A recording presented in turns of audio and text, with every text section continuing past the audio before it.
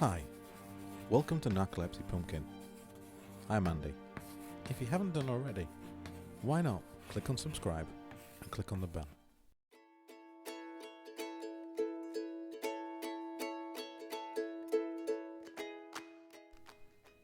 Agile development has a direction. You have to travel towards an outcome to make progress. This represents the velocity.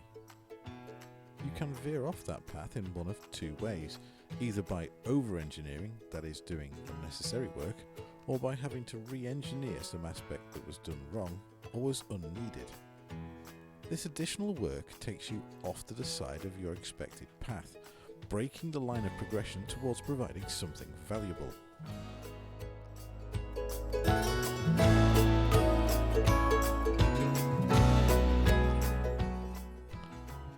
The delivery of software can be seen as value. Usually this accumulates towards a release. To generate this value, we need to expend development effort.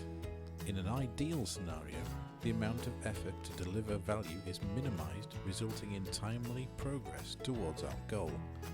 However, if we make assumptions beyond known requirements or build in lots of extra flexibility just in case, the amount of effort required to deliver value goes up.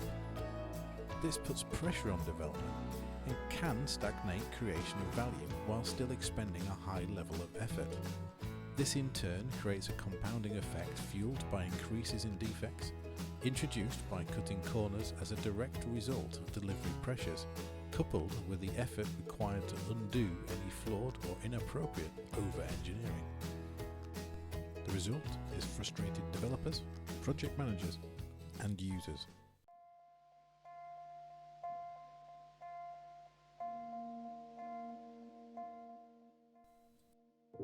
Software development has to start somewhere.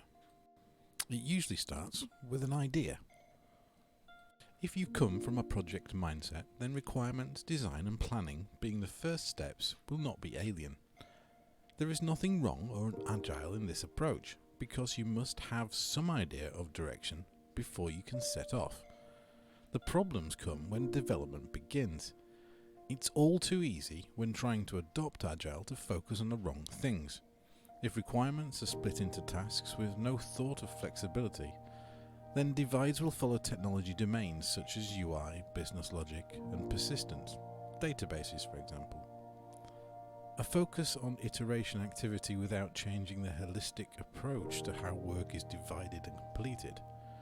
Then work often starts with things like database structures and works up to the UI, meaning there is little that can be presented until all is completed, deployed and released.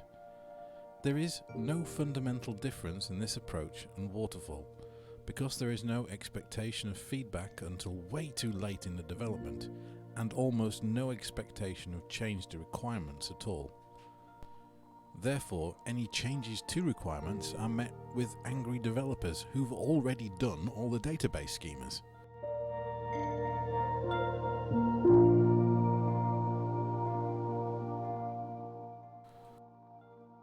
Agile's not about superhero developers. It's also not about meetings.